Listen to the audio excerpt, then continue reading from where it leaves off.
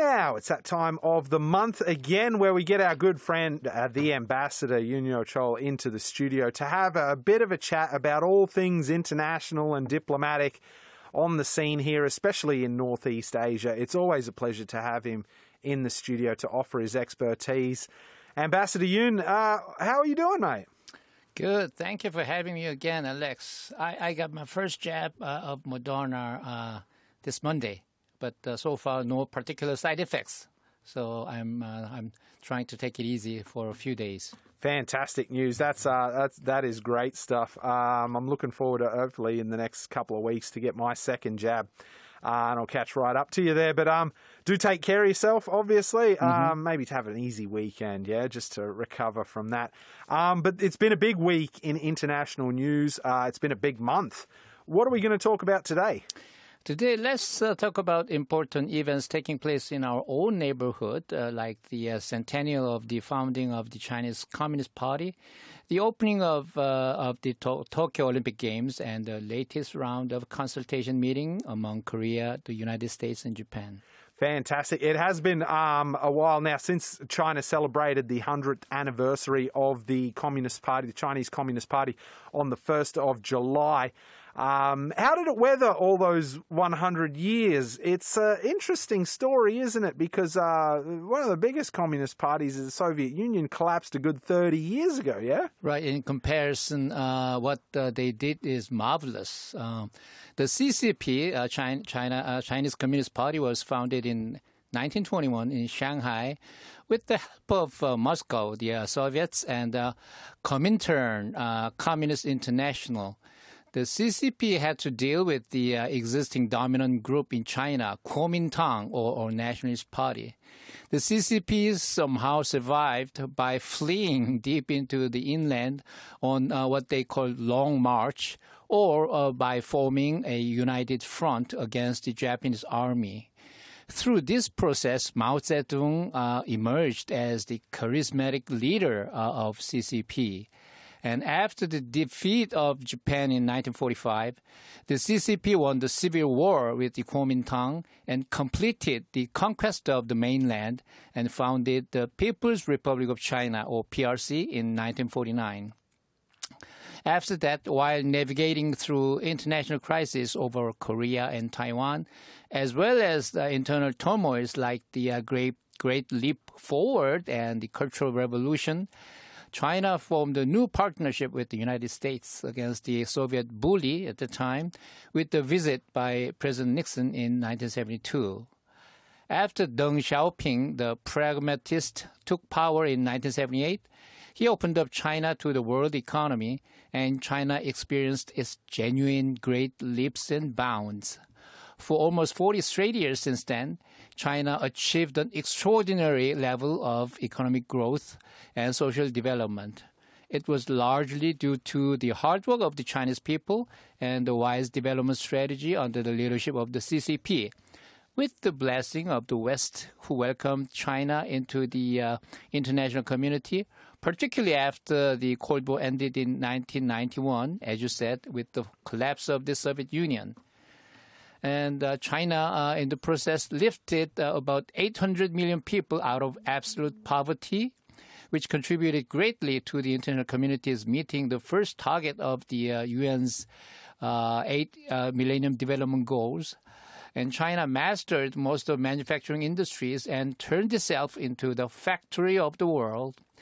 China is also embarking on the most of cutting-edge technologies, and it is now called G2 as the second largest economy in the world, soon to take over the top position from the United States.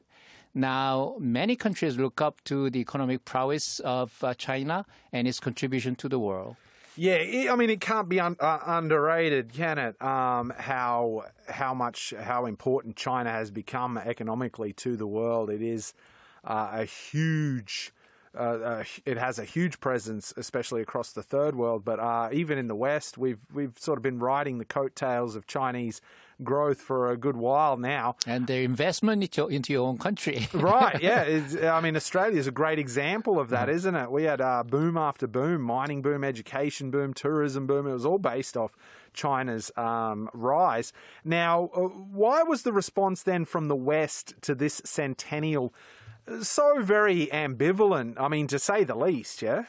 Well, nobody expected the CCP would last so long with such a resilience and adaptation, which in itself is admirable. But the West had an illusion or wishful thinking that with the economic development, China would become one of them, a democracy with an affluent middle class, which as a normal member of the international community would play by their rules. Well, the Chinese government is taking care of its people in its own way, but not exactly in the Western style. There's a famous interview with President Clinton when he explained why he supported China's admission to the World Trade Organization in year 2000. He said that once the Chinese people have the access to the internet, it would be impossible for the Chinese government to keep them from their demand for more freedom. He even scoffed at the possible government control by saying, "Good luck." But history since then has proved him wrong. Yeah, unfortunately, not one of Bill's finest predictions there. It definitely, the internet has definitely helped China for sure, but it has not necessarily led to the democracy that we thought it would. Why do you think that is? Well, China or CCP had different thoughts than what the West had in mind.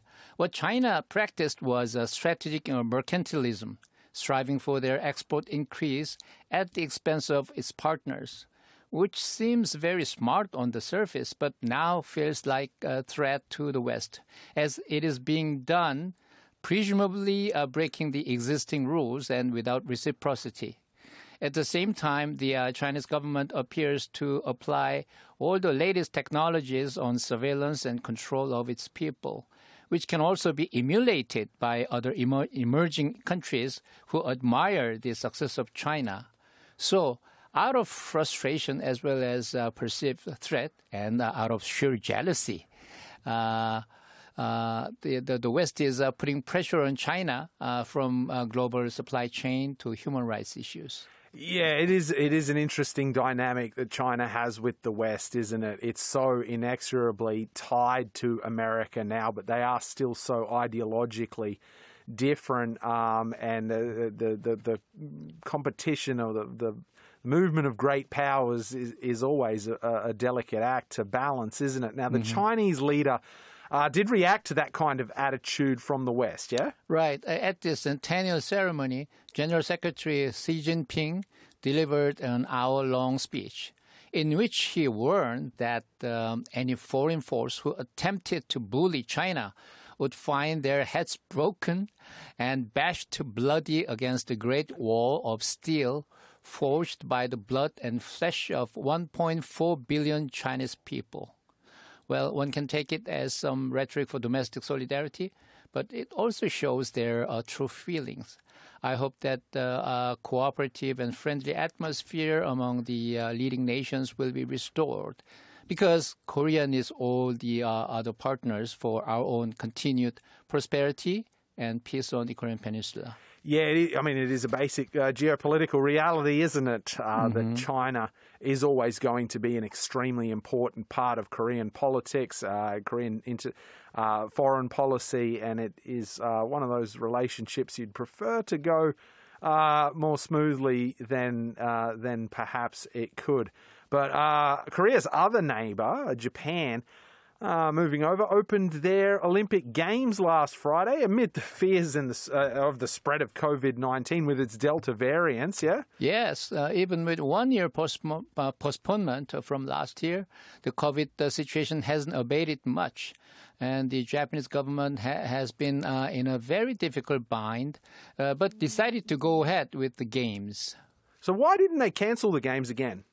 Well, I wouldn't be able to speak for them, but there must be something about the proverbial decision-making process of the Japanese government, the huge sunk cost they have already spent. the national pride that goes with the games, and unspecified contractual obligations with the IOC, International Olympic Committee, with huge revenues at stake.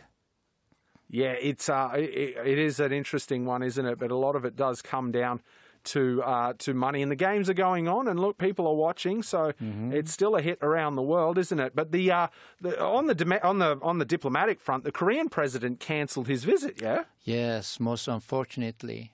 I guess both sides worked so hard to turn his visit into an opportunity for a summit meeting to iron out many pending issues between them, from historical issues to the export control measures.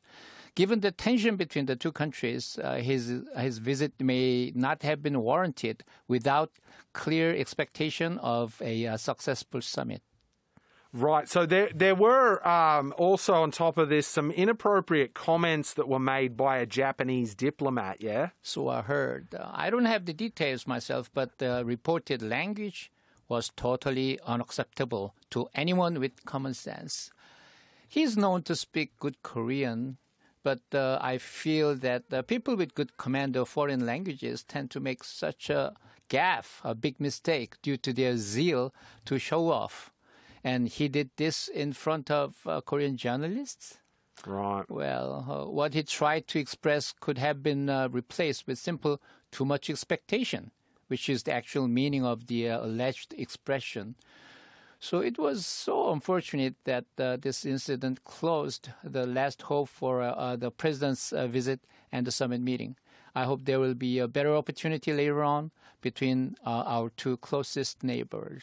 Right, but on the sporting front, the Korean athletes are doing well over there in Tokyo, aren't they? Yes, we are very happy about their performances, particularly Korean female archery team with their incredible 9th consecutive gold medals.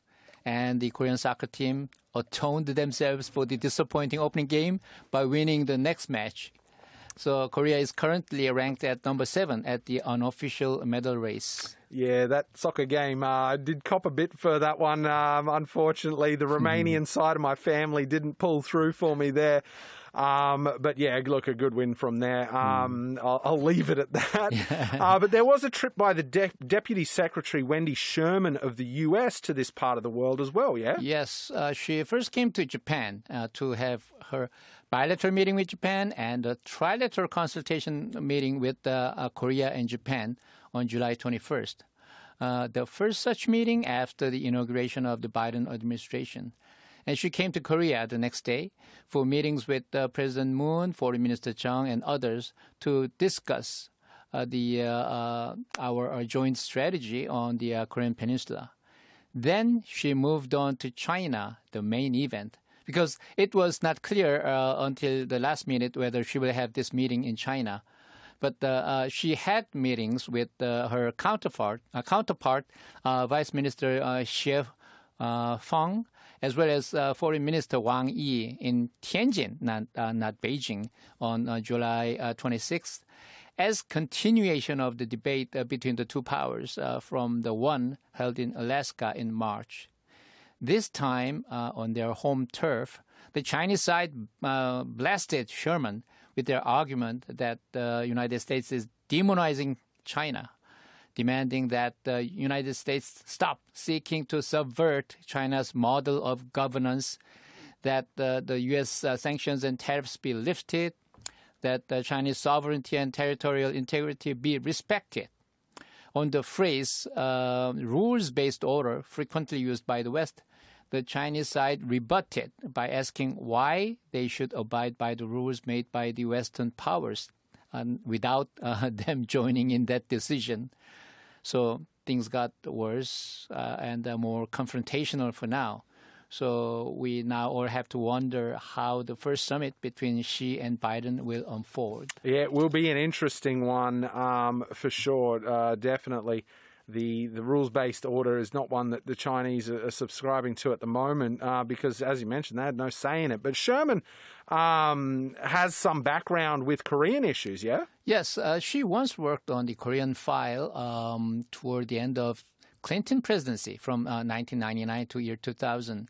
More recently, she was the main negotiator on the nuclear deal with Iran, known as JCPOA, Joint Comprehensive Plan of Action, adopted in 2015.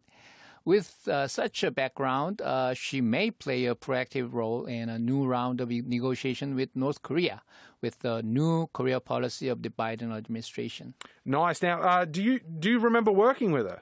In 1999, during the heydays of the Sunshine Policy by President Kim Dae-jung, I was then Deputy Director for North American Affairs Division, in charge of North Korean issues. We started the so-called Perry process with the initiative of former Defense Secretary William Perry to explore possibility of diplomatic negotiation with North Korea on its nuclear and missile programs. We had Lim Dong-won, National Security Advisor, as Dr. Perry's counterpart, and Deputy Minister Jang Jae-ryong as Wendy's, while I was taking care of our team with strategy paper and reporting work. Then we launched the process of TCOC, Trilateral Coordination and Oversight Group among Korea, the United States, and Japan, which was chaired by Chang and Sherman. So at that time, things were moving very fast, even leading to Secretary Albright's visit to Pyongyang.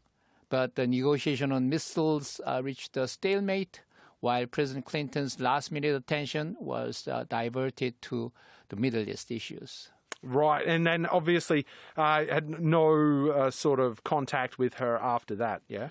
Well, for a while, but when Mr. Ban Ki-moon was elected as Secretary General of the United Nations, Secretary Albright and Wendy visited our transition office in New York in November 2006.